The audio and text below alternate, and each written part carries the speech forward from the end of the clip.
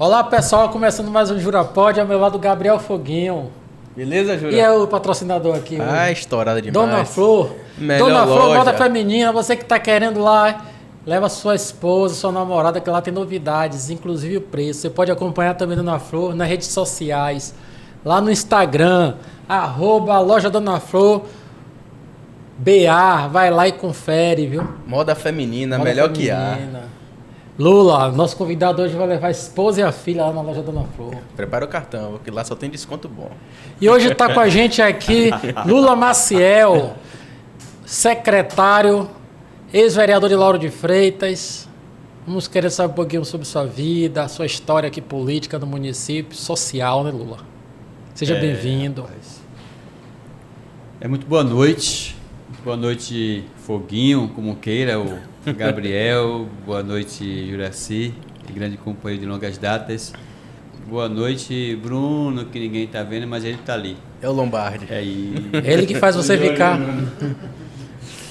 Bem, Juraci, primeiro eu quero agradecer a vocês a oportunidade, dizer que é muito importante, né, esse meio, esse canal de comunicação, onde a gente pode conversar com a cidade, conversar com as pessoas, falar de tudo aquilo que a gente entende que deve ser falado, mas também daquilo que as pessoas entendam que deva ser falado, é com esse sentido que a gente está aqui.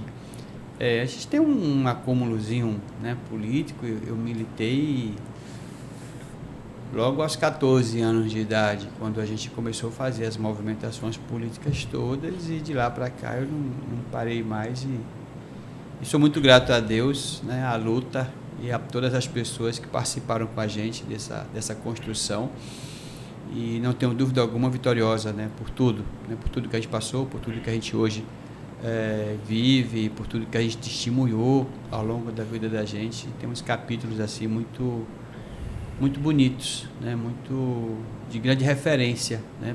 Para a gente e consequentemente para outras pessoas também. Lula, sua história aqui, você construiu mais em Lauro de Freitas, mas você é daqui mesmo? Eu sou cearense, né? Tem uma história bacana. Eu sou do sul do Ceará, a região do Cariri, né? Precisamente da cidade de Barbalha. E tem eu fiz um artigo, tem mais ou menos uns 8 anos, 8 a 10 anos, contando a história de Maria.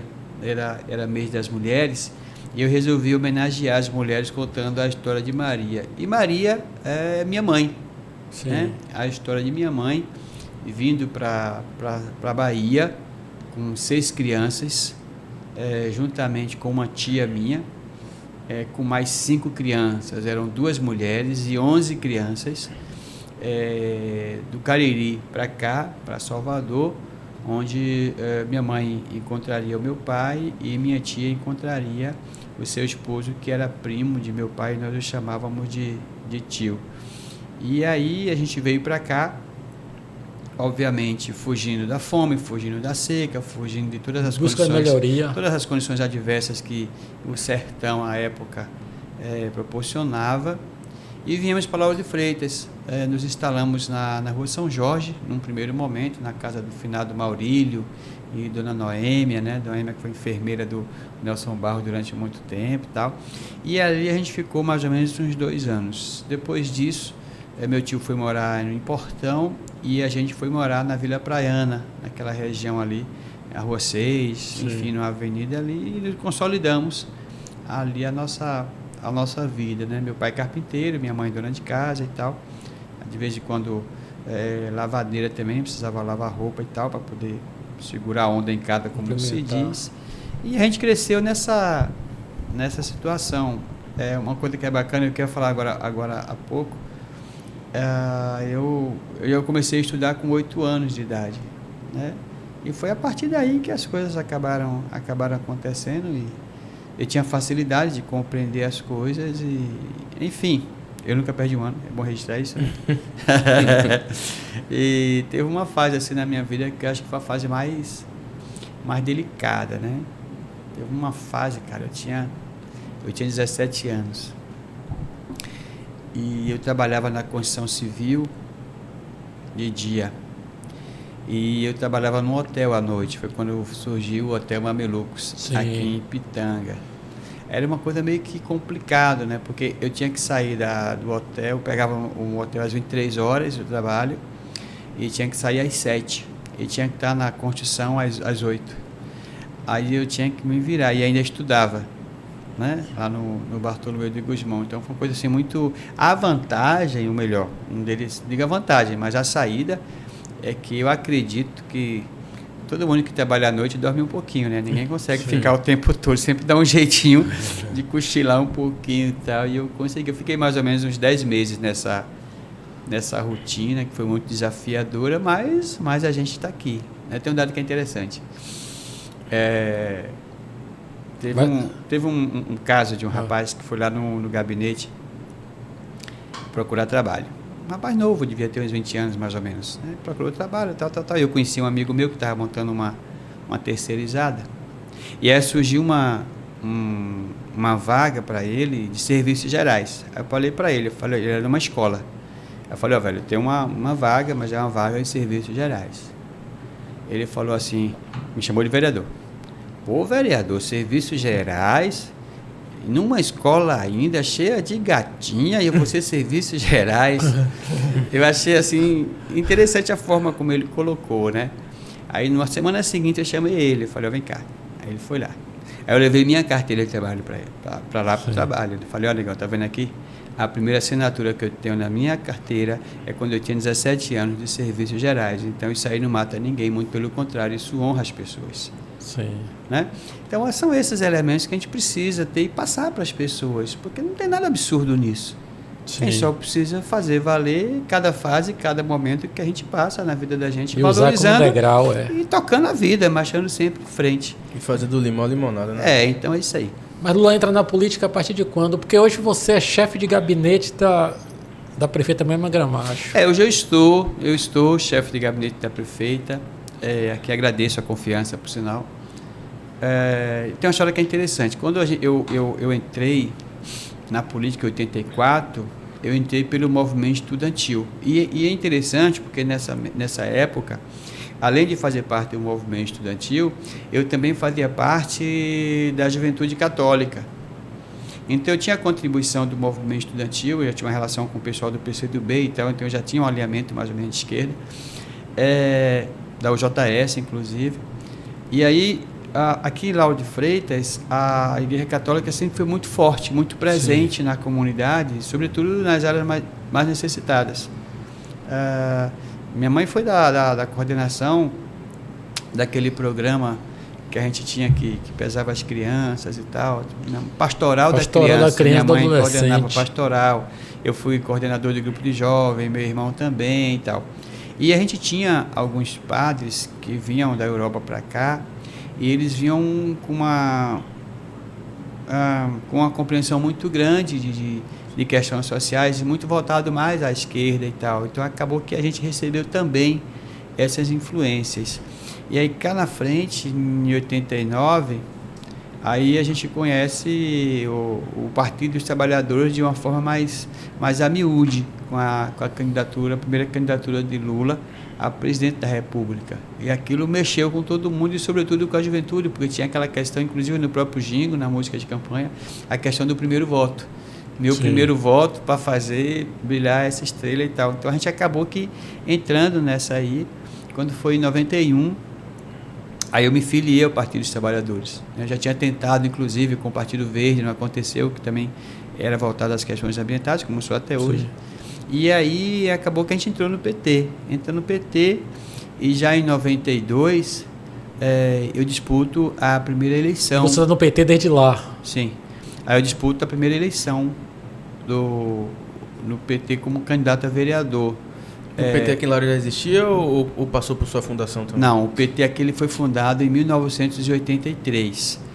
Mas quando eu entro, já em 89 para 90, a gente acaba dando uma dinamizada na coisa. A gente dá um norte diferente ao partido, porque o partido ele existia muito mais territorialmente falando, ali em Itinga. Então, você tinha um agrupamento de pessoas, como Venâncio, Pernambuco, Floresvaldo, Carlos Nobre. E entra a juventude aqui de Lauro de Freitas. Né, agora, já tinha uma juventude católica lá com o Reginaldo, com o Rubenval. Então, já havia algum núcleo, digamos assim, de juventude, mas o PT era muito concentrado em Itinga. Como eu morava no centro, e eu vinha também da luta pela moradia, é interessante isso, porque você não tinha política de moradia, política de habitação. E aí não teve jeito, as pessoas tiveram que ocupar outras áreas para poder residir e tal.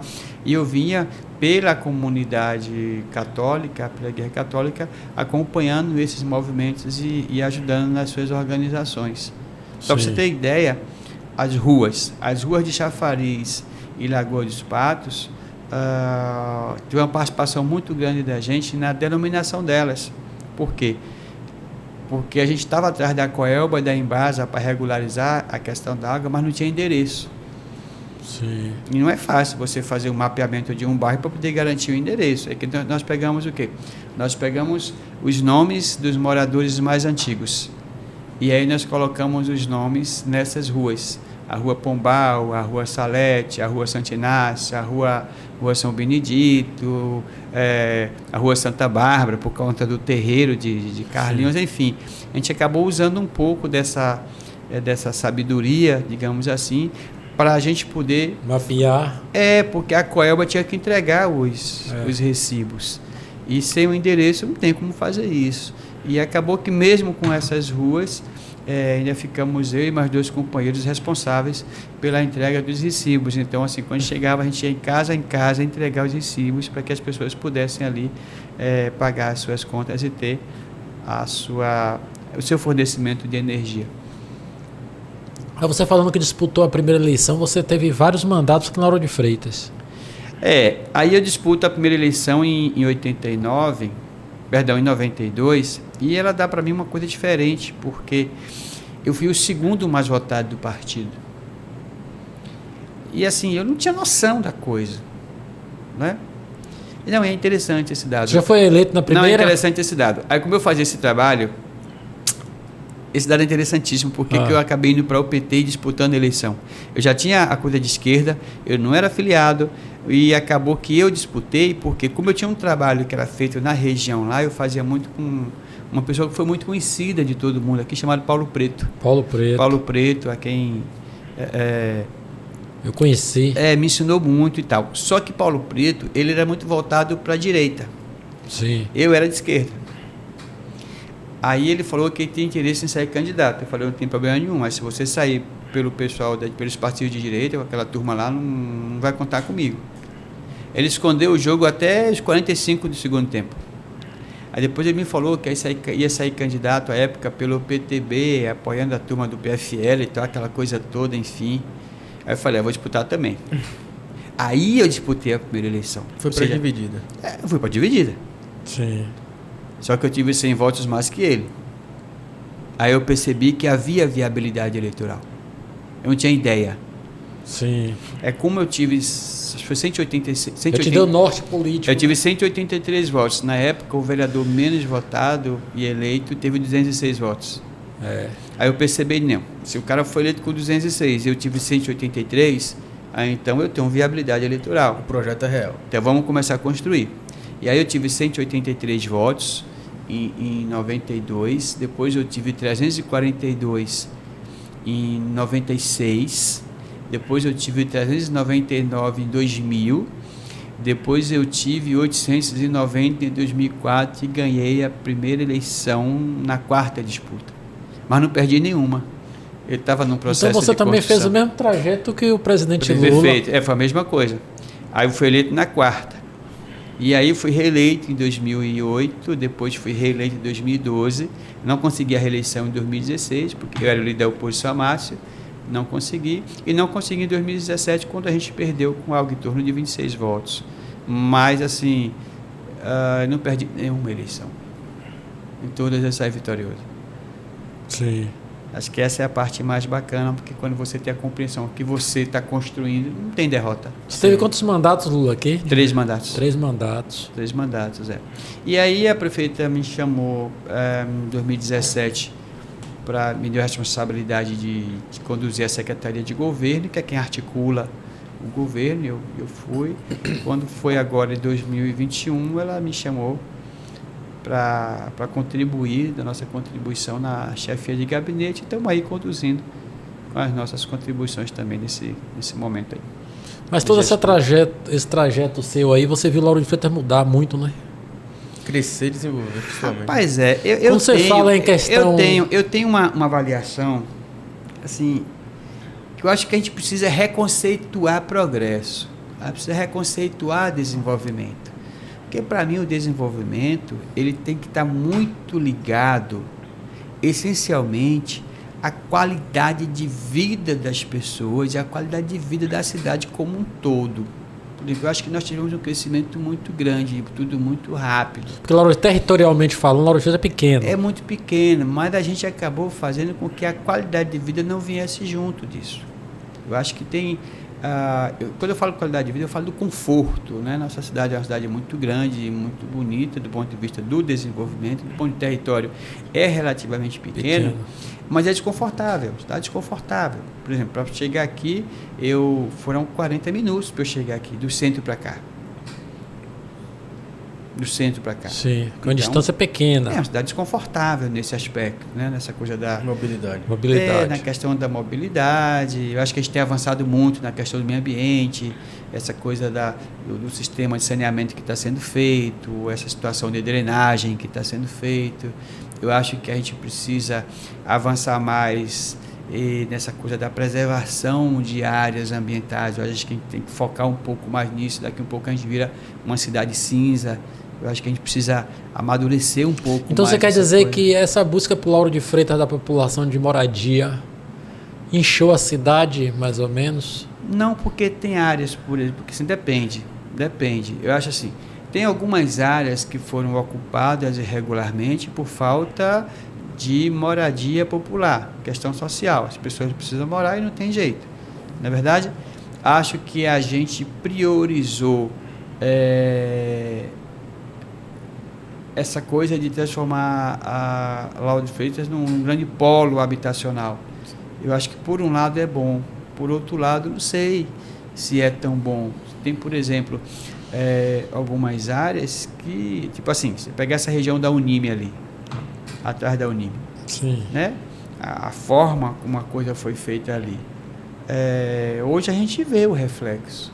Então, se a gente não fizer intervenção ali que abra de fato as vias, que permita, não cabe mais empreendimento ali. Então, ela que trava tudo. Então, eu acho que essa coisa da mobilidade, ela deve estar casada com essa coisa do desenvolvimento, com essa coisa da atração de empreendimentos, sobretudo imobiliários, né?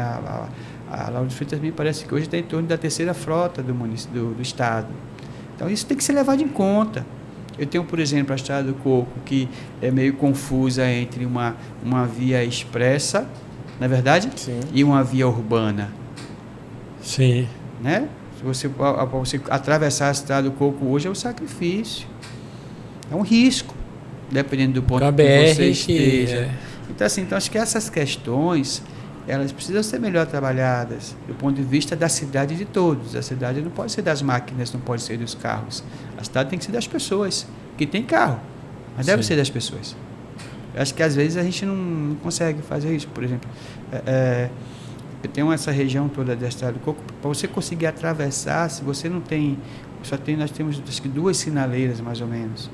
Eu acho que a gente precisa avançar um pouco mais nisso, nessa questão da mobilidade. De certa forma fica a cidade cortada, né? De um lado do centro, eu acho que eu preciso lado... criar tramas viárias que permitam você atravessar a cidade de um lado a outro. Eu acho que tem que ter sinaleira inteligente. Eu acho que a gente precisa avançar mais nisso. E um transporte público, né, Lu? E o transporte público de qualidade. Que ele chegue nos bairros. Sim. Porque o transporte público ele é muito assim. A gente que se relaciona com a comunidade, aí você tem... Você tem episódios.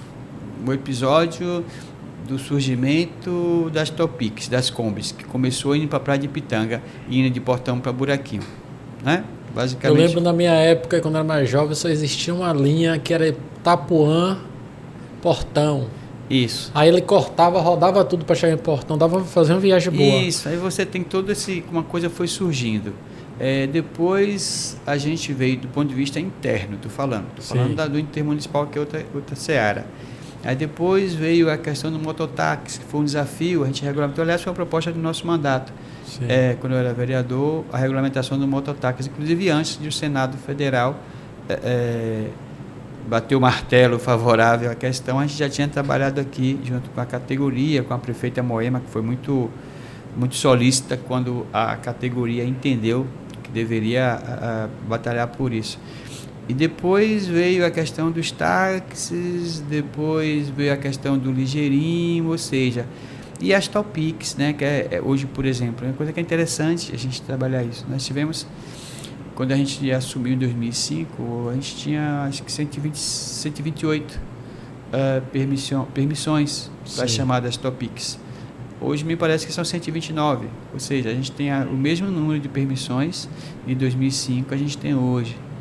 Isso acaba gerando um mototáxi, como aconteceu. Legalmente. É legal, mas precisa melhorar, precisa dar uma ajustada. Aí depois surge o ligeirinho. E por que surge tudo isso? Surge tudo isso por conta de uma coisa chamada dinâmica social. A sociedade está sempre à frente do Estado, é uma coisa impressionante. Quando o Estado deveria, na verdade, nortear, dirigir, é o contrário. A sociedade acaba dando um jeito, depois do Estado vem e regulamenta o que a sociedade já vive. Né? Isso é por conta de um planejamento de Estado que a gente não tem. E a gente acaba vendo as coisas acontecerem. Agora, eu acho que a vinda do metrô é um marco, né? É um marco divisor disso aí. Eu acho que a integração é uma necessidade que urge de toda a região. Eu acho que Lauro de Freitas carece de um sistema que dê transporte de qualidade às pessoas, né, onde as pessoas possam se planejar com horário de saída, com horário de chegada, com corredor exclusivo, porque hoje, por exemplo, se a gente coloca nessa condição que a gente está de tráfego, não vai resolver muita coisa, você vai colocar só mais veículos na rua, mas você não vai conseguir resolver. Então, de que forma que a gente constrói os corredores exclusivos para, de fato, a gente dar um passo muito bom nessa questão da mobilidade, né? Se você hoje coloca ônibus na Luiz Tarquínio agora, acontece o quê? Trava. Não faz sentido. Você coloca um ônibus agora na Gerino Souza Filho. Você coloca na Estrada do Coco, nesse horário de pico. Mas eu vejo então como é que se trabalha isso? Eu acho que carece de um estudo, né? De um estudo com o governo do Estado, com o governo federal. Tem que ser uma coisa macro, haja visto a importância de Lauro de Freitas para a economia da Bahia. Não deve ser uma coisa pensada unicamente pelo município. Acho que tem que ser uma coisa muito bem trabalhada regionalmente, onde a gente possa, de fato, ter aquilo que, para mim, é imprescindível ao desenvolvimento, que é a mobilidade. Lula, quando você faz essa análise toda do social, a sua formação é na área? Rapaz, é interessante isso, né?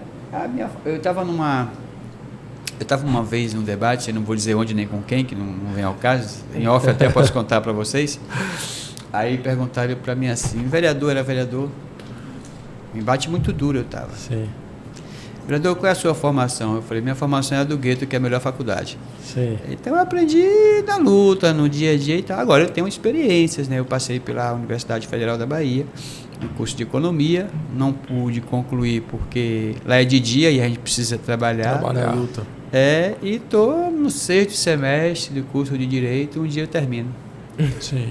Mas não tenho pressa também não, viu? Tô bem. Mas a faculdade da vida... É o dia a dia. Já está assim, formado, né, Lu? Eu digo assim, a gente tem 3 coisas que são importantes para nós. Primeiro, orientação de pai e mãe. Orientação de pai e mãe precisa ter, né, onde você aprende os valores, onde você aprende os princípios, onde você aprende os limites. Depois o dia a dia, a vida, a convivência com as pessoas, né? Não tem faculdade melhor do que você aprender a conviver com as pessoas. Sim, a diversidade humana. Depois as academias que ajudam a gente a arrumar tudo isso. Sim. Mas exatamente nessa sequência. Tem pessoas que passam por uma faculdade hoje e não aprendeu nada. Sim. Um diploma vazio. Então assim, acho que essa ordem para mim ela é fundamental e eu trabalho muito isso com muita tranquilidade. O Lula, falando em esse movimento social que você disse que Lauro de Freitas não existia até então, antes de Lula presidente, não existiam esses projetos habitacionais. Lauro de Freitas houve muita ocupação irregular, não foi? Por exemplo, as dunas da Praia do Pitanga ali mesmo. Na verdade, nós tivemos... É importante a gente trabalhar isso, porque a única política habitacional que existia foi da ditadura militar, quando ela construiu um banco chamado acho que é BNH. BNH, que é o Banco Nacional da Habitação, que financiou uma série de conjuntos habitacionais, como Mussurunga, como Cajazeira, com essa coisa toda que a gente tem aí e tal. Então você só tinha isso. Só tinha isso que era o BNH. Que é importante a gente trabalhar essa questão, cara. É muito bom tocar nesse assunto, porque nós tivemos um planejamento da região metropolitana de Salvador em 1978. Planejamento fantástico. Ele é encontrado hoje na Escola de Arquitetura da Universidade Federal da Bahia. O governador Roberto Santos, o governador da época, ele planejou de tal forma. Essa coisa que a gente fala hoje de metrô, ele já planejava isso em 78. Em 78, houve um processo de desapropriação muito grande de muitas áreas na região metropolitana, exatamente para atender a essa demanda de crescimento, inclusive demográfico. Essa região do Cagi, o Cagi está como polo habitacional do Cagi. Já estava nesse projeto em 78, foi quando houve as grandes desapropriações de terra aí. Sim. E dentro desse projeto, eu tinha ligação por via férrea, nessa região toda, pegando Camaçari, pegando Simões Filho, porque a ideia era atender a demanda do polo petroquímico, atender o crescimento demográfico da região, consequência do polo, que foi criado em 1970, juntamente com o Centro Industrial de Aratu. Então a ideia era exatamente atender a toda essa massa proletária, digamos assim, dessa região toda. Isso em 78. Mas aí é o período que a ACM entra. Então a ACM entra no circuito e desconstrói tudo isso para favorecer o transporte sobre rodas. E aí aconteceu tudo isso que a gente já sabe. Sim. E Lauro de Freitas, se tivesse dentro daquilo que foi planejado em 78, não teria esse problema, porque eu teria uma política habitacional, eu teria os conjuntos, eu teria tudo isso. Acabou não acontecendo e a cidade foi crescendo, e aí as populações mais carentes tiveram que se alojar nos terrenos, nos vales. É por conta disso que nós temos as enchentes hoje de Lagoa dos Patos, de Lagoa da Base, tudo isso. Por quê? Caixa d'água, por quê? Porque as pessoas tiveram que morar nesses terrenos, porque os outros terrenos melhor localizados eram dos loteamentos, eram dos ricos. E os pobres tiveram que dar um jeito de morar, e ali acabaram se alojando. E aí chega o governo Lula, cria... Lula chega em um momento, mas antes, Lula vai e lança o Minha Casa Minha Vida. É importante essa questão do Minha Casa Minha Vida. Entrega a pedra aqui, a primeira Minha Casa Minha Vida. Mas aí, olha só, eu fiz parte do Movimento Nacional de Luta pela Moradia. Eu fui dirigente da Central de Movimentos Populares, né? Que é um movimento que basicamente, ou majoritariamente, trabalha a luta pela moradia. E o processo de construção do Minha Casa Minha Vida não foi simplesmente um estalo que Lula acordou dizendo: vou fazer a casa para o povo hoje. Não foi isso. Havia uma batalha muito grande da CNBB, inclusive, com os movimentos de luta pela moradia, de um modo geral, pela criação de um fundo chamado Fundo Nacional de Habitação. O que é isso? Historicamente, até a chegada de Lula, o recurso do fundo do FGTS era usado para financiar grandes empreendimentos dos ricos. Alguém lembra disso? Sim, eu já... E é um recurso do trabalhador, mas que não financiava exatamente nada para o trabalhador. Ok? Sim. E aí, qual era a luta do movimento nacional? Era a luta pela instituição do fundo, e que parte do fundo de Garantia por Tempo e Serviço, do FGTS, fosse destinado à construção de casas populares. E aí parte do FGTS alimenta esse fundo que financia as casas populares. É por isso que dá para se fazer aí, ao preço que se coloca, que as pessoas podem pagar um valor relativamente pequeno nas parcelas e tal. Mas foi luta. E aí, quando o Lula entra em 2002, Ele é eleito em 2003. Um dos primeiros passos é constituir o Fundo Nacional de Moradia Popular. E isso faz com que o conjunto Minha Casa Minha Vida aconteça como um elemento interessante. Aí entra o movimento social novamente. Aí acontecem as conferências. Conferências, quando o Lula assume, ele abre um processo de discussão com a sociedade, instituindo as conferências. E na conferência de cidades, a gente faz o quê? Eu era do movimento, inclusive. A gente propõe que as unidades, e foi uma proposta da Bahia, inclusive, que as unidades tenham as suas titularidades destinadas às mulheres, não aos homens. Sim. Porque a gente sabia o quanto era difícil as mulheres estarem subordinadas aos homens, sobretudo em se tratando da moradia. E aí a gente consegue que as mulheres sejam titulares das suas Porque no moradias. caso de uma separação, a mulher fica, o homem vai embora. Está em nome dela e ela é quem sustenta, quem segura, digamos assim, aquele imóvel. Lula, quando a gente pensa em Lauro de Freitas, a gente tem que pensar sempre conjugado com Salvador, né? Pela nossa aproximação que a gente tem aqui. Existe um termo chamado conurbação urbana. Conurbação urbana é quando uma cidade entra na outra. Então, tem lugares, por exemplo, aqui, que a gente não sabe aonde é Salvador, aonde é Lauro de Freitas. O que acontece muito no ABC Paulista é isso, né? Uma cidade entra na outra, então você Isso acaba até causou criando todo um grande situação que conjunto. você- Lauro de Freitas acaba sendo, não diria uma extensão, evidentemente, de Salvador, mas acaba dividindo com Salvador aspectos muito, muito iguais do ponto de vista geográfico, do ponto de vista demográfico, comercial, econômico. É a única cidade que se confunde com Salvador, Lauro de Freitas. Exatamente. Um pouco Simões Filho, naquela região de Ceasa ali, muito embora... Mas já está mais distante um pouco, você pega uma distância. não dá mas para aqui comparar, mas tem um pouco essa mistura ali. E a gente acaba, não vou dizer que a gente sofre com isso, evidentemente, porque tudo tem dois lados. Também é bom para a gente, né? A gente acaba eu tenho muitas pessoas que eu conheço que trabalham em Salvador, eu tenho muita gente em Salvador que trabalha aqui. Então você tem, na verdade, uma espécie de troca, né, de experiência e, evidentemente, de serviços, né, de força de trabalho, digamos assim. Mas quando a gente fala essa aproximação de Salvador, da capital, a gente pensa na política também. Como você é político, como é que você vê essa questão dessa eleição de Jerônimo? Olha, você que já veio da militância PT. Não, eu nunca tive dúvida.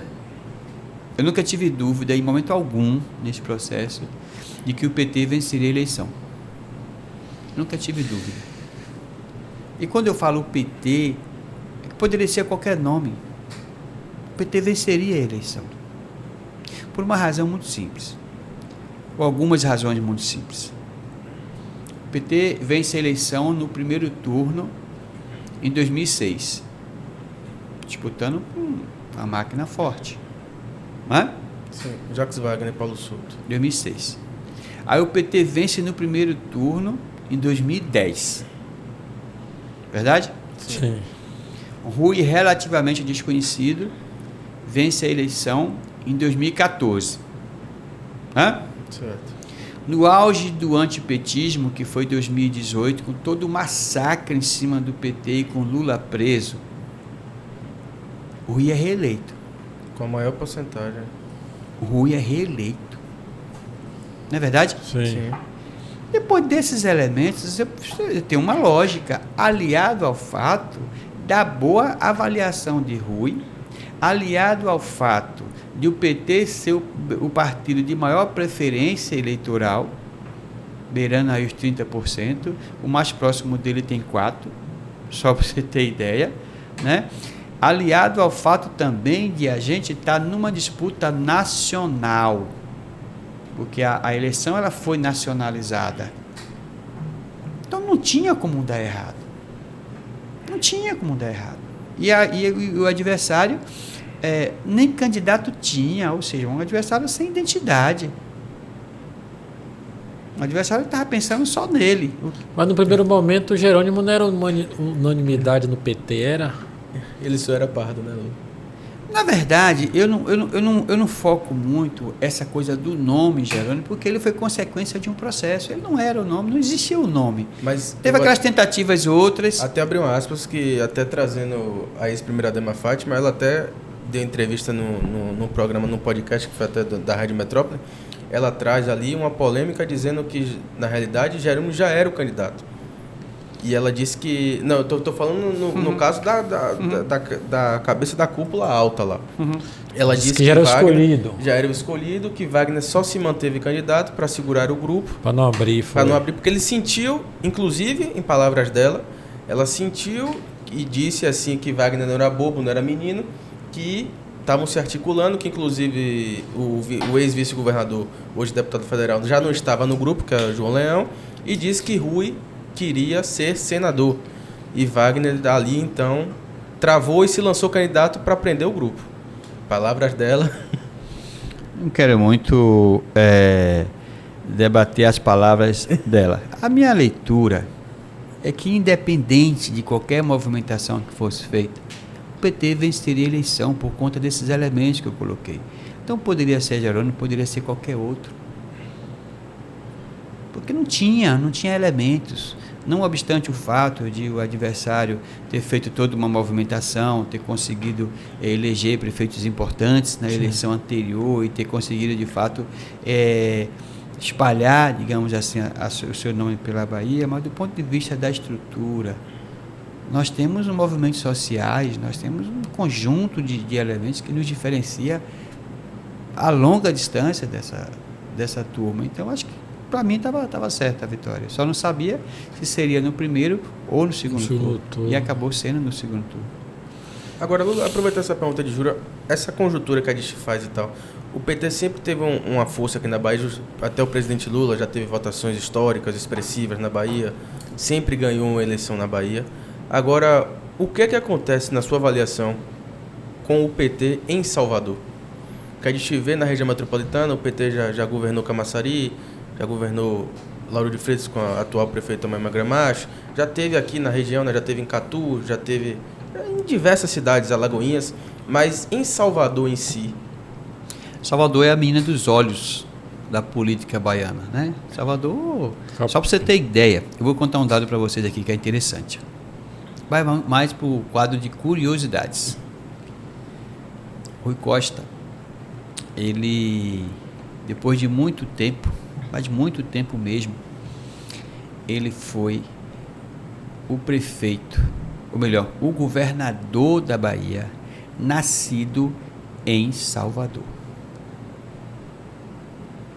Só para você ter ideia. Sim. Se você fizer o levantamento de todos os outros que antecederam, o único que foi de Salvador foi o ACM Avô. Sim. Que nunca colocou ninguém de Salvador para ser governador. Sempre ia buscar alguém no interior. E Rui, na minha avaliação, ele acaba sendo o governador de Salvador e talvez também por isso tenha tratado Salvador com tanto carinho, porque o que Rui fez por Salvador ninguém nunca fez em 500 anos de Brasil. Quando você está num governo de coalizão, você está mais pelo projeto do que propriamente pelo partido. Então, Salvador, o PT nunca conseguiu emplacar, já fez muitas disputas, mas nunca emplacou. E quando você está, e tivemos momentos assim muito importantes, só que quando você está num governo composto por tantos partidos, você acaba, na verdade, às vezes, isso é muito ruim para nós do PT, às vezes sacrificando seu próprio partido por conta da governança, digamos assim. E acho que Salvador talvez tenha sido um pouco isso, né? Essa coisa da coalizão não ter se conseguido avançar, que para nós é muito ruim. Eu acho que Salvador seria muito bem governada, muito bem tratada por um companheiro ou uma companheira do Partido dos Trabalhadores. Sabe, um dia a gente consiga, e eu quero estar aqui vivo para poder não apenas ver como viver esse momento. Ô Lula, como é que na sua avaliação, como é que o seu olhar, que as eleições hoje, eu tenho eleição para governador, para presidente, mas o grupo já se mantém de olho nas eleições municipais. Como agora já surge a ideia e umas conversas que em Salvador possivelmente o candidato vai ser Geraldo Júnior. A política ela há uma dinâmica, né? Por exemplo, isso é perfeitamente natural, né? Tem uma coisa, eu costumo repetir sempre, eu eu que faço política, eu que faço gestão pública e tantas outras pessoas que escolhem essa atividade para a sua vida. Se eu não tiver a capacidade de prever, de projetar, de antever e antecipar, eu não posso fazer política. Eu tenho que estar vendo a sociedade, eu tenho que estar vendo o Estado, eu tenho que estar vendo a própria política daqui a 10 anos, daqui a 20 anos. Se eu não tiver capacidade de fazer isso, eu não posso fazer política, porque esse é o papel, isso é a lógica. E quando você se coloca nessa condição de fazer a disputa, nós temos um adversário que é relativamente forte, que representa a extrema-direita, né? Que representa o que há de mais atrasado no nosso estado e, enfim, e no nosso município. Então, todo esforço que puder ser feito para que a gente tenha um aliado, eu acho que deve ser feito, independente de quem venha a ser o candidato. Voltando a dizer, quem vai vencer a eleição em Salvador, creio, vai ser o grupo liderado hoje pelo Partido dos Trabalhadores. Não importa se vai ser do PT ou de outro partido aliado. Em geral, eu acho que é um bom nome, mas não há nada colocado oficialmente. Eu evito fazer, evidentemente, algumas considerações, mas acho que seria um nome importante também. Não obstante o fato de existir muitos nomes no PT, muitos nomes bons também nos outros partidos da base aliada. É natural que o partido PT queira se fortalecer, porque eu tenho hoje aqui, nós temos o presidente da República é PT, o governador da Bahia é PT. E é natural para vir para a eleição de municipais fazer o maior número possível. A região metropolitana... Eu tenho 5.565 municípios, 566 municípios no Brasil. Pô, se eu for pensar assim, eu vou ter que ter 565 prefeitos. Não, mas eu estou dizendo aqui que ele vem em busca, né? Não, e tem um detalhe agora também, que a eleição passa agora por uma federação, né? Então hoje você tem o PT com o PCdoB e com o PV. Você tem hoje o PCdoB lançando uma pré-candidatura de Olívia Santana, discutindo isso na cidade. Você tem o PT discutindo uma candidatura. Então, eu acho também que tá uma conversa meio que dura. Tem elementos, por exemplo, para gente que vem de esquerda, para gente que vem dessa formação mais ligada a movimentos sociais, a luta de classe. Eu acho que a gente tem elementos diferentes para poder colocar a mesa num processo de disputa. Né? A gente tem compreensão, a gente tem conhecimento, a gente tem sensibilidade, por conta disso, responsabilidades e compromissos diferentes. Então, quando a gente coloca o nome da gente, é para a gente poder ocupar o espaço e para fazer valer isso que a gente entende como princípio. Para no momento oportuno, a gente evidentemente trabalhar essas bandeiras, independente de a gente estar encabeçando ou não, porque se a gente também não fizer, aí a boiada passa, né? Assim que se fala. Então, eu acho que dá para a gente fazer esse debate com muita sobriedade, com muito sentimento de construção. Eu acho que essa é a palavra, construção, e cada um dando a sua contribuição do seu jeito. Eu não tenho dúvida que dessa forma a gente vai obter o melhor resultado. Agora, a curiosidade de muitos. Não, aí quando eu pergunto isso, a questão de buscar maior número de prefeitos, porque Luiz Caetano foi um dos cotados para ser governador. Disputar a eleição de governador. Tem o nome de Caetano, teve o nome da nossa prefeita Moema também, muito bem. Mas eu digo assim, Caetano naquela época... Foi uma escolha difícil, inclusive, né? Naquela época, Caetano estava até meio que impedido, mas agora foi liberado pela justiça, já resolveu o problema. É naturalmente que ele vá para Camaçari, como ele já foi prefeito de lá. É uma discussão que o pessoal vai fazer lá, se vai ser o nome dele, se vai ser da deputada, se vai ser de outro companheiro ou companheira. E aí vem Lauro de Freitas, os nomes dos PTs que estão desapontando é o seu e tem outros nomes também. Você está no páreo, porque eu já vi sair nos jornais aí que Lula Maciel... Até falando com o Júlio aí, que você vende a construção, que você relata pra gente... partidária, né, de filiação de, de 92 com a sua candidatura, mas você vem a construção de militância, de toda a sua história, você vem trazendo a bagagem, mas no mandato de vereança, mas você acha que agora é hora de dar o salto? Porque muita gente também conversa, Lula, que você teve uma oportunidade ali em 2012, mas o PT acabou discutindo e botando o João Oliveira numa candidatura. O tempo nunca foi, não é e não será meu adversário. Quando quando eu entrei no PT, eu sabia que eu era uma peça, eu sabia que eu tinha um papel que era a construção de um partido. Só para você ter ideia, em qualquer outro partido eu estaria eleito vereador. Mas eu queria ser vereador do Partido dos Trabalhadores, porque isso eu tinha me colocado como objeto, um objetivo. E acabou que as coisas aconteceram. Quando a companheira Moema veio em 2004, para participar do processo eleitoral aqui, eu era pré-candidato a prefeito. E eu me inscrevi nas prévias, e a companheira também se inscreveu nas prévias. E no primeiro debate eu entendi que a companheira havia reunido melhores condições de disputa, retirei o meu nome e a gente marchou junto e a companheira foi eleita prefeita. Depois reeleita em 2008, depois aconteceu o que aconteceu em 2012, depois a companheira volta em 2016 e 2020. Então isso para mim é muito tranquilo, eu não tenho dúvida alguma de que eu sou uma peça e que eu tenho também, evidentemente, os meus desejos, as minhas vontades, os meus anseios. Me sinto preparado para uma candidatura a prefeito de Lauro de Freitas, me sinto preparado para governar Lauro de Freitas, mas isso não é a razão da minha vida, isso é mais consequência do que causa, né? Que não tenho dúvida que essa construção liderada pelo PT, pela prefeita Moema, será feita a escolha melhor e nós venceremos a eleição também em 2024, não tenho dúvida disso. Já está certo disso? Mas seu nome Já está certo disso? O senhor está certo disso que o PT ganha? Tô. Pela construção? Tô. Sim. Tô por tudo. Vamos fazer uma avaliação? Quando foi que a direita, genuinamente falando, ganhou em Lauro de Freitas? Vamos botar aqui.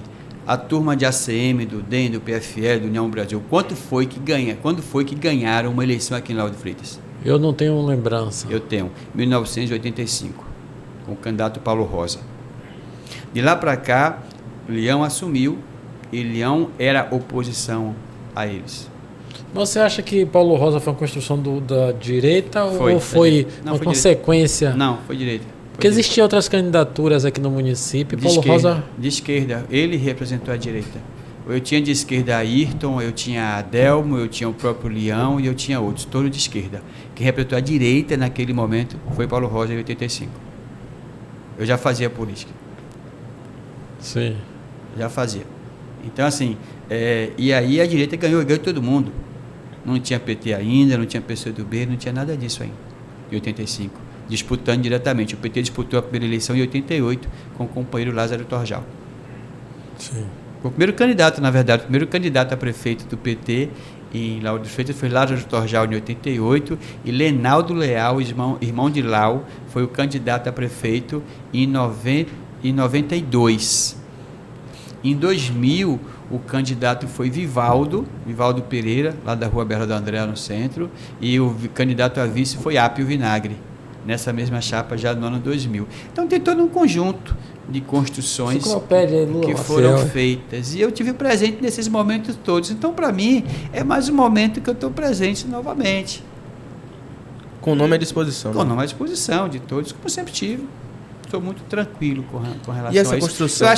Eu acho que nunca houve. Quando o Leão vem disputar a eleição e que ele ganha em 88, ele ganha vencendo Gerino.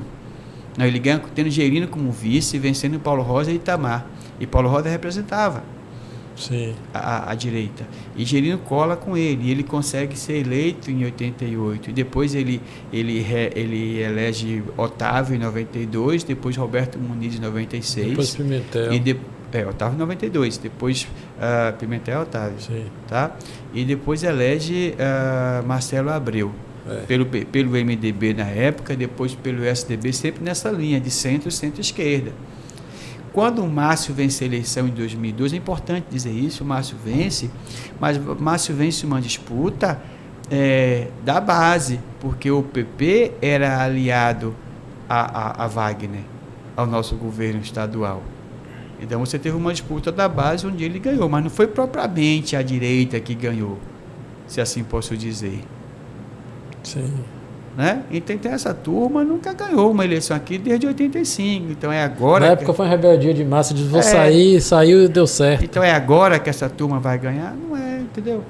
Então, assim, eu acho que a gente ganha, eu acho que o próximo processo eleitoral aqui ainda será vencido pela força política da prefeita Moema Gramacho, que é quem hoje detém o maior capital eleitoral, a grande referência política na cidade, queira ou não queira, goste ou não goste, acho que passa pela prefeita ainda, e a gente vai ter que se organizar em torno disso aí para poder ter o melhor resultado para a nossa cidade e para o nosso grupo, consequentemente. Agora, se eu te fazer uma pergunta, Lula, você, na sua visão, hoje a gente está vendo vários nomes sendo ventilados dentro do partido, dentro de um candidato para ser o candidato à situação dentro do Partido dos Trabalhadores.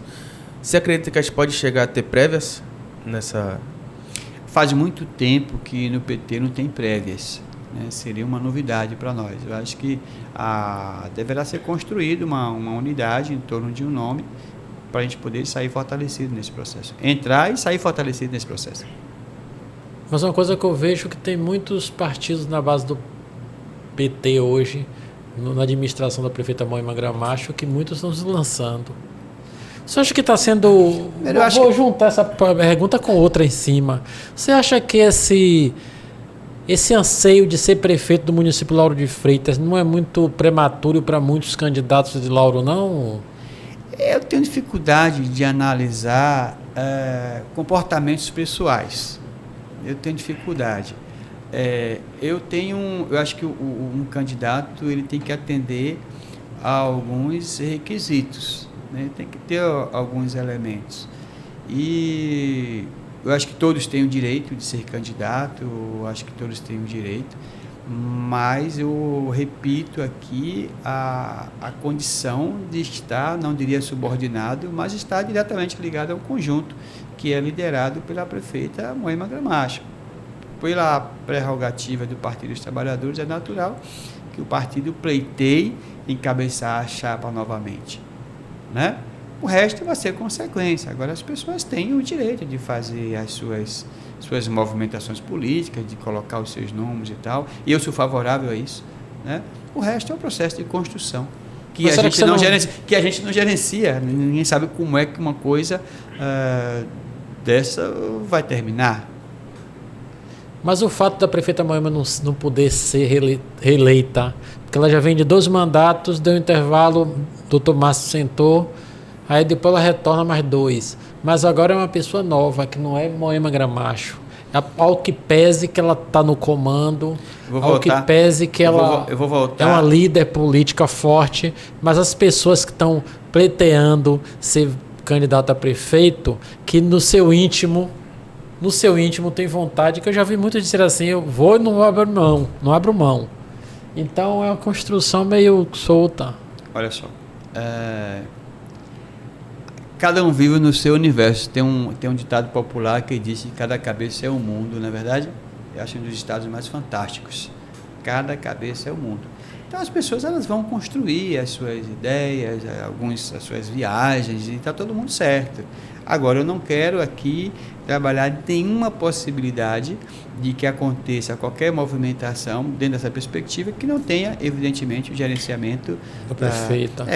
Porque a prefeita é a grande referência nossa. Eu acho que todo mundo deve colocar o nome, eu acho que as pessoas têm que medir a sua popularidade, né, até onde vai e tal. Eu acho que é perfeitamente natural e salutar num jogo, num processo democrático, né? Mas eu acho que tem que haver um limite, né, que é o limite da coerência, né? Eu acho que não pode faltar isso aí.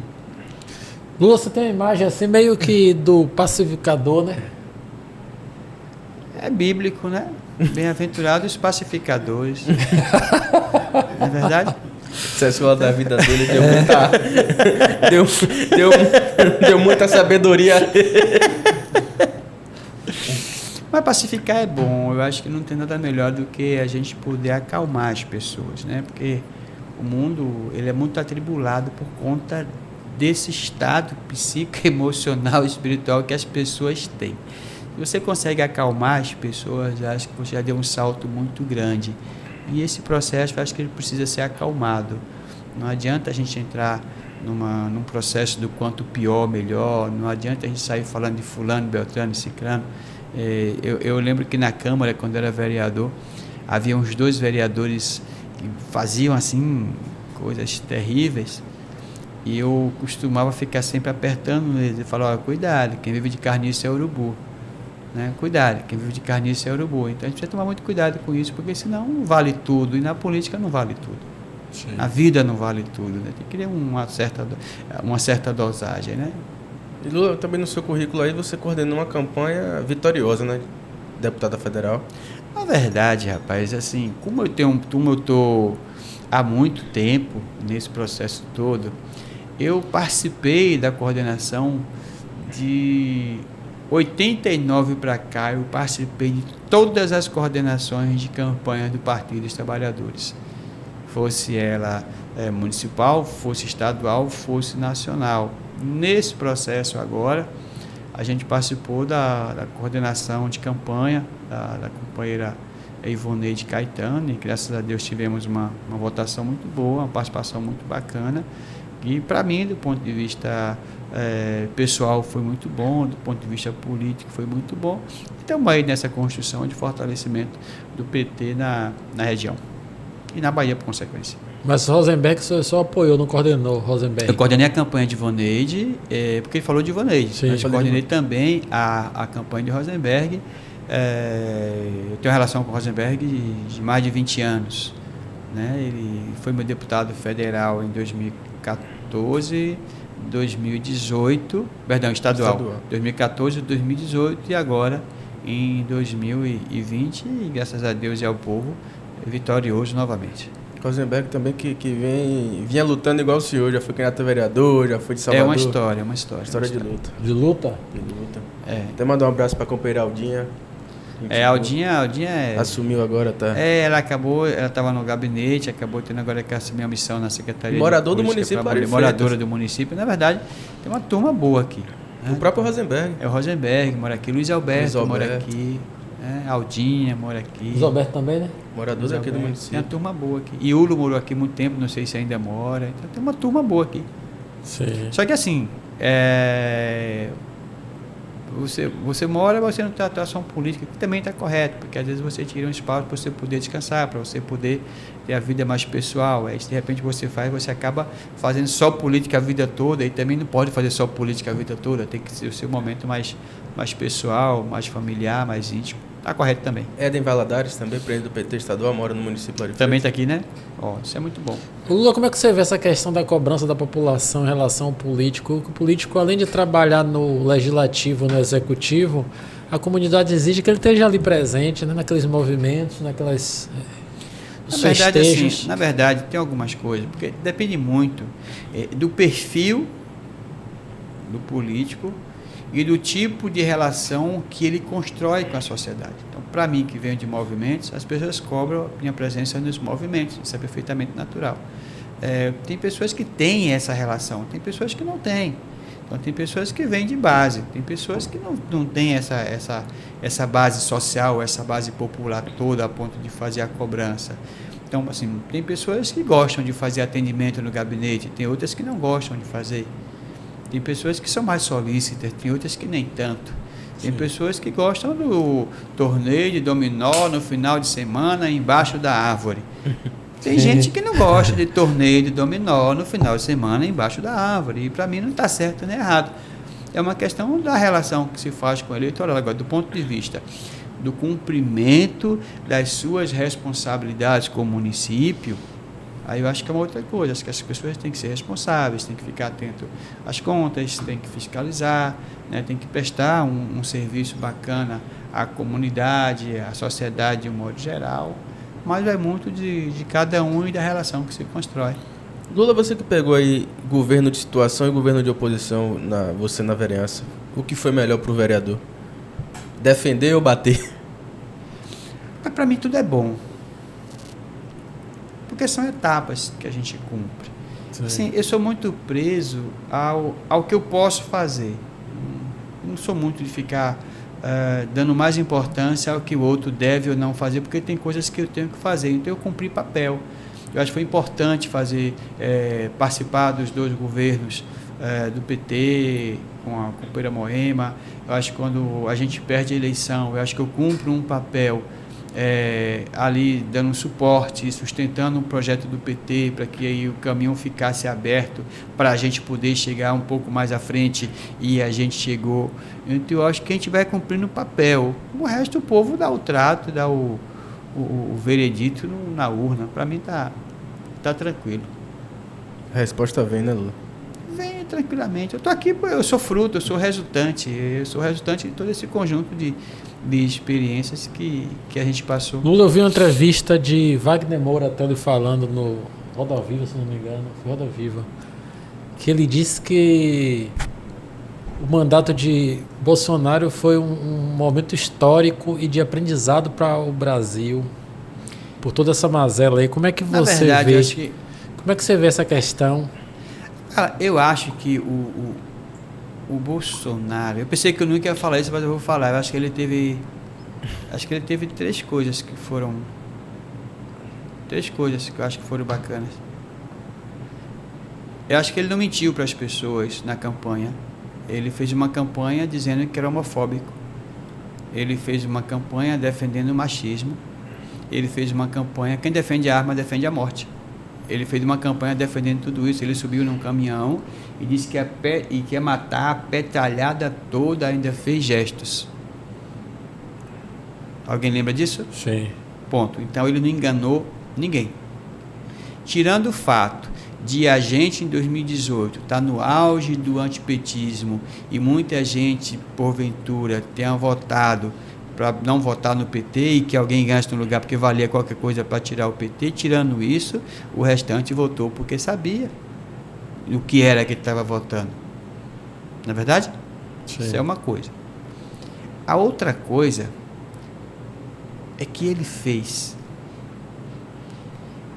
com que caísse muitas máscaras, porque a gente tinha pessoas que tinham o mesmo sentimento que ele, que a gente não sabia, e andava no nosso dia a dia, pessoas malvadas, pessoas que defendem a morte, pessoas que defendem os ideais dessa turma, e que convivia com a gente e a gente não sabia.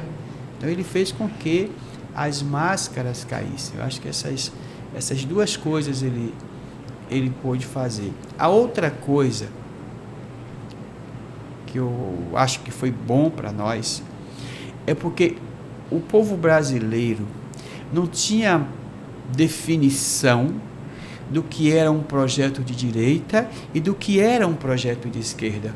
Havia uma confusão apenas em que era situação ou oposição. E, ingenuamente, algumas pessoas diziam que tinha que haver alternância de poder sem ter ideia de que é alternância de projeto. Então, eu tinha um projeto que defendia a vida, eu tinha um projeto que criava as regras para combater a corrupção, eu tinha um projeto de investimento social, eu tinha um projeto de nação com infraestrutura, eu tinha um projeto que levou o país a ser a 6ª economia do mundo, caminhando para ser a 5ª. Eu tinha um projeto de futuro, eu tinha um projeto de nação. Não é verdade? Por conta desse discurso da alternância de poder, a gente regrediu 20 anos. Regrediu 20 anos com a PEC do fim do mundo, regrediu 20 anos com a queda dos investimentos sociais, a gente foi reduzido a 20 anos quando a gente percebeu a presença do crime organizado instalado dentro do governo. Essa é a grande verdade, com a liberação de armas para que se alimentasse exatamente essas estruturas marginais no país. Enfim, houve um regresso muito grande. Isso se deu pela falta de compreensão do que é um projeto de esquerda, do que é um projeto de direita e, para piorar, de extrema direita. Eu acho que hoje as pessoas já sabem quem representa o que nesse tabuleiro da política nacional. Eu acho que isso foi bom. Acho que essas 3 coisas que eu posso considerar positivas, não propriamente de Bolsonaro, mas das circunstâncias políticas que o levaram à presidência trágica da República do Brasil. Mas a sua visão aí, e Bolsonaro volta agora dos Estados Unidos achando que segura toda essa direita que ele disse que acha que tem. Você acha que consegue segurar? Primeiro a gente precisa compreender que Bolsonaro não lidera exatamente nada. Bolsonaro ele foi eleito presidente dentro de uma circunstância, como eu falei agora há pouco. Havia o antipetismo, fazia-se qualquer coisa para tirar o PT por conta de tudo que se construiu contra o PT ao longo de quase 20 anos. Então, 2018 foi o ápice do antipetismo. Então, qualquer um que pudesse entrar ali poderia vencer o PT, que não apenas Bolsonaro. Bolsonaro não é nada. O que é Bolsonaro, do ponto de vista ideológico? O que é Bolsonaro, do ponto de vista de proposta, de projeto? Não é nada. Ele foi uma peça que estava no lugar certo, na hora certa, e fez para ele as coisas certas, a questão da facada, então aqui as minhas dúvidas, né? E toda uma movimentação para poder tirar o PT, e tirou. Então, o Bolsonaro foi uma peça usada pela direita, pela extrema-direita, por setores do mercado que não aceitava o Brasil ser governado numa perspectiva de partilhamento com as classes mais ou menos favorecidas. Sim. E aí Bolsonaro ele entra para estancar, para parar aquele crescimento do partido com esse viés social que estava acontecendo. Que, na verdade, a eleição de Bolsonaro é uma sequência do golpe. A própria composição do ministério com Sérgio Moro. Então, tudo isso está dentro de uma sequência construída, né? A partir de todo um conjunto de antipetismos construído, tive a sua fase determinante no golpe e depois a consolidação com a eleição de Bolsonaro. Mas poderia ser qualquer um. Então, o Bolsonaro chega agora completamente fragilizado, porque a turma estava em torno de uma estrutura que ele representava, mas não tem mais a estrutura. E essa turma não vive sem estrutura, essa turma não vive sem Estado. De boa parte ali. Sim. Né? Então, na medida que perde tudo isso, essa turma, cada um sai para um lado, cada um sai para um canto. Não se engane com isso. Ele chega totalmente fragilizado, né? E agora tendo que arrumar advogado para se livrar da cadeia, né? Tendo que criar mecanismos para tentar postergar o máximo aí, porque é possível que tanto ele quanto a sua prole, mas os mais próximos, sejam enjaulados, como muitos já estão. É uma consequência natural. Eu acho que a extrema-direita continua viva, vai querer se agrupar a partir de outras lideranças, que eles vão definir, evidentemente, e para nós da esquerda resta continuar lutando e resistindo, porque essa turma não brinca, essa turma não vacila e vem para cima da gente em 2024, vem em 2026, e a gente tem que estar preparado para continuarmos vencendo e avançando com esse projeto de construção de país. E o que você acha, Lula, até de um discurso do presidente Lula de dizer em campanha de que não viria para uma reeleição? Acho que tem dois elementos, porque tudo é estratégico, tudo é tático. Se você diz que não vem para a eleição, você acaba agregando aliados.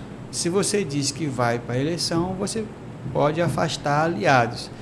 Mas a política é uma das coisas mais fantásticas que existe, porque a única coisa certa na política é que não tem nada certo.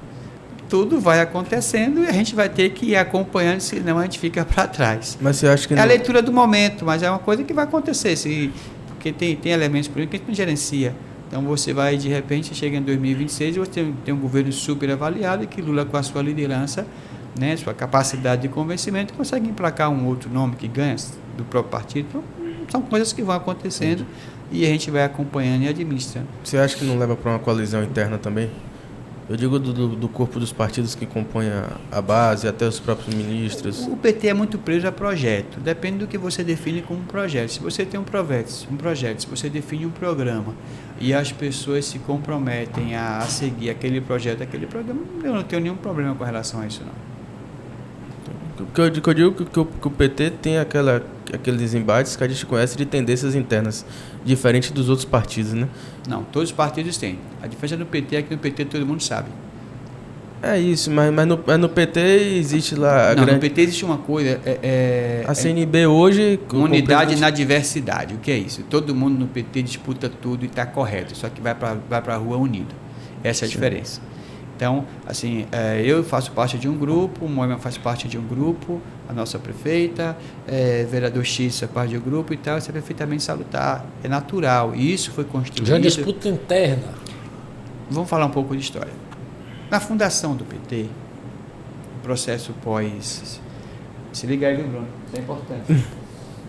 Na fundação do PT, que começou em 1978, o processo de construção do PT, e fechou em 1980, já com a fundação, você tinha ali muitas agremiações de esquerda que faziam enfrentamento ao regime militar, que lutava pela abertura democrática. Então você tinha ali agrupamento de esquerda que vinha da Guerra Católica, você tinha partido de esquerda que eram marxistas, você tinha partido de esquerda que era ligada ao comunismo russo diretamente, a partir de Cuba.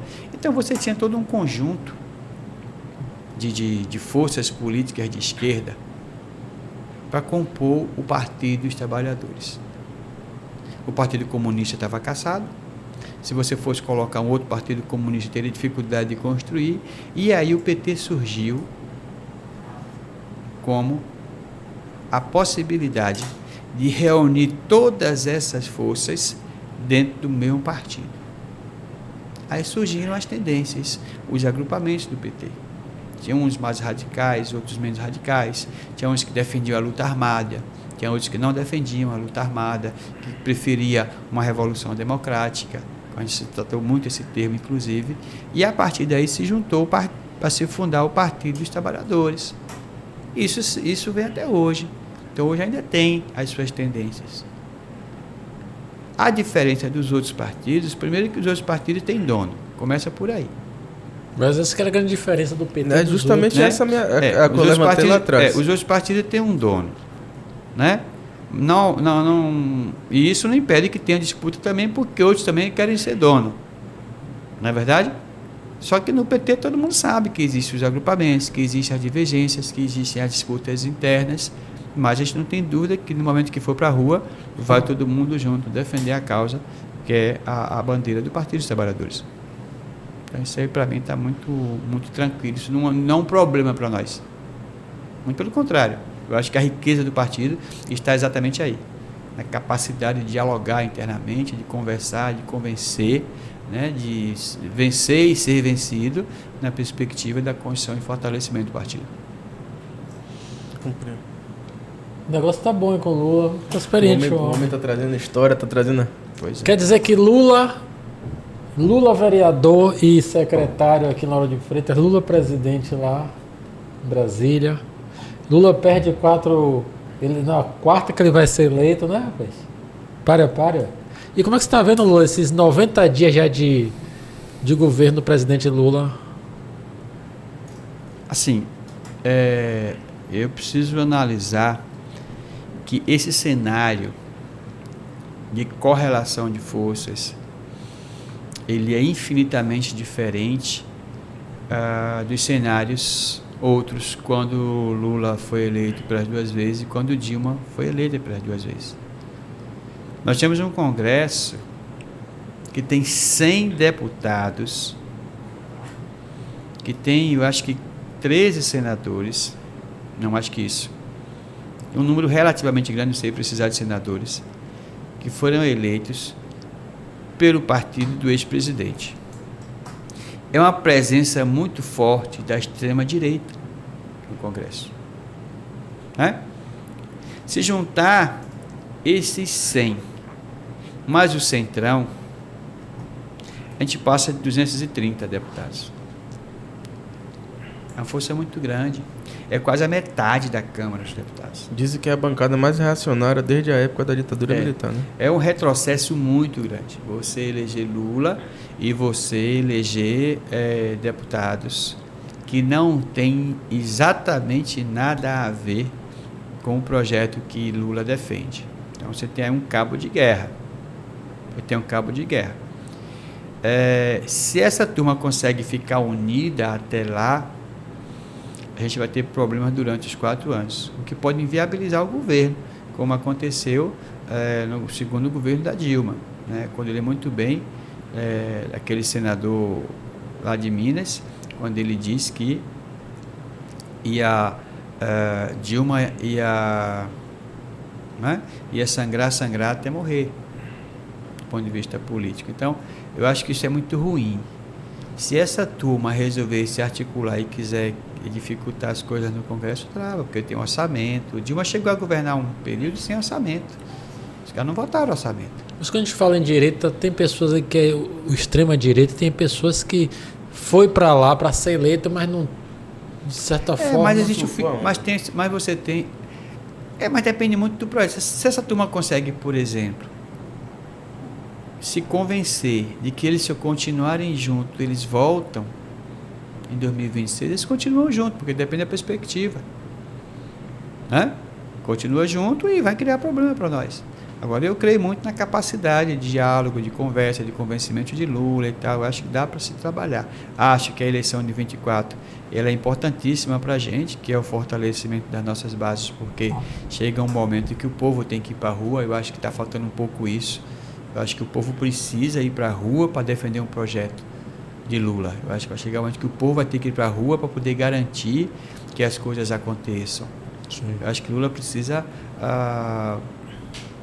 dessa energia, né, dessa movimentação, dessa companhia do povo brasileiro para o seu governo. Agora, Lula, você falando de 2024 e o partido levar o nome de Lula para as bases, para essas eleições municipais, você não acha que nunca foi visto com o PT com um número grande de prefeituras? Aqui na Bahia a gente não tinha esse histórico de grandes prefeituras e nem um número vistoso. Nós já chegamos a 90 prefeituras na Bahia. Mas não chegou nem perto de um número como um PSD, como um MDB, que já teve aqui na Bahia, números expressivos. Mas a gente teve sempre um MDB, que era um partido de centro, que buscou sempre buscar os municípios, buscou o parlamento, mas deixava a faca no pescoço do executivo. Havia a estrutura da política baiana, ela inevitavelmente é uma estrutura arcaica, rudimentar, ainda no interior, sobretudo, comandada pelas oligarquias. Haja vista a presença do deputado X federal que elegeu o filho Y estadual. Isso acontece até hoje. Você tem um controle via castas no processo ainda. Mas são essas castas aqui que fazem com que o PT ganhe a eleição na Bahia. Você tem uma relação.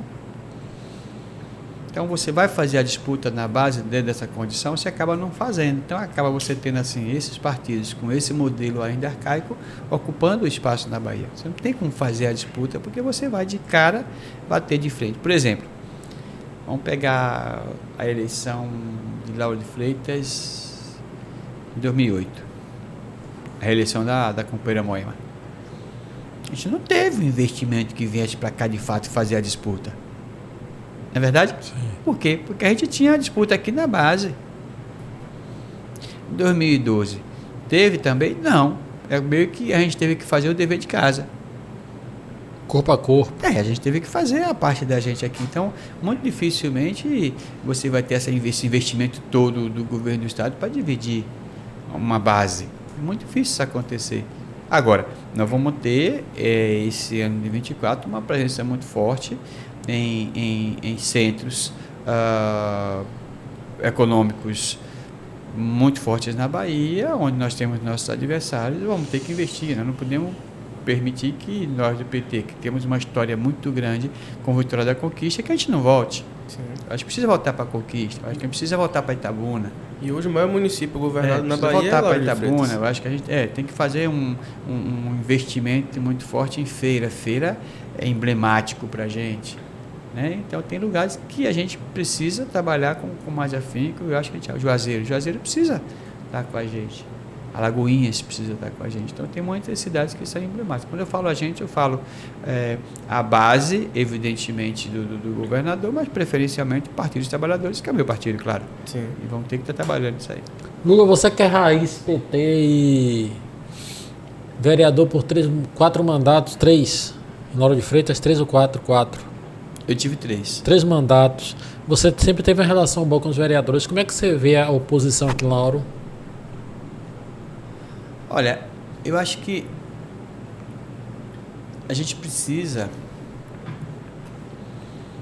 ser, como é que eu diria? Nós temos hoje um universo de 21 vereadores, né? Sim. Acho que nós temos 4 na oposição.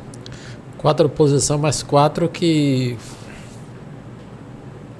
são militantes, né? Da oposição. Eu acho que toda democracia, ela precisa ter oposição. O que eu acho que às vezes... Faz bem, né? Não, Uma oposição. Precisa ter oposição. Tanto assim que eu fui oposição. Quando o Márcio foi vereador, eu fui oposição. Eu juntamente com o Naide, um pouco de Mirella, um pouco de Fausto. Então, basicamente, eu e Naide nesse processo de oposição e defendendo um projeto de esquerda. Né? Sim. E eu acho que a gente, às vezes, peca. Porque uma coisa é você ser oposição, do ponto de vista programático. Isso é uma coisa. Outra coisa é você permitir que a sua atuação ela seja confundida como se fosse questões pessoais. Eu acho que todo mundo perde quando chega nessa fase. Eu acho que está meio que misturado, né? O que é pragmático, o que é pessoal. Eu não posso nunca desqualificar fulano, nem beltrano e nem cicrano, porque é questão já de princípio para mim. Então, eu acho que você tem que fazer todo o enfrentamento do ponto de vista programático e tal, e está correto, não quero aqui discutir isso, cada um tem seus métodos, cada um tem seu jeito, mas quando se trata de questões pessoais, eu acho que as pessoas precisam respeitar as outras, eu acho que isso é princípio. E às vezes a gente percebe que essa coisa é meio confundida, né? Do que é político, do que é pessoal, e ninguém ganha no processo desse. Lula, estamos chegando no final aqui do nosso Jura Pod. Poxa, eu pensei que era a introdução, pensei que a gente ia começar agora. Será que eu vou... Ô Lula, será que daqui mais uns... No próximo ano eu vou anunciar aqui Lula candidato a prefeito de Lauro de Freitas? Eu confesso a você que eu gostaria muito, mas vamos esperar. Então o convite já fica de mas pé, vamos viu? esperar que as coisas aconteçam, que a gente possa colocar o nome da gente à disposição. Já está colocado à disposição do PT, da prefeita, da sociedade. E vamos esperar que seja tomada a melhor das decisões e que ganhe o nosso povo, independente de ser eu ou qualquer outro, que seja bom para a nossa gente. Agora, se Lula, colocando o nome para a candidatura a prefeito, não for prefeito, Lula vem vereador? É possível. Que a gente vai estar participando do processo. A forma, a gente vai ver no momento oportuno qual vai ser o papel da gente. Secretário, faça suas considerações finais para a gente terminar aí.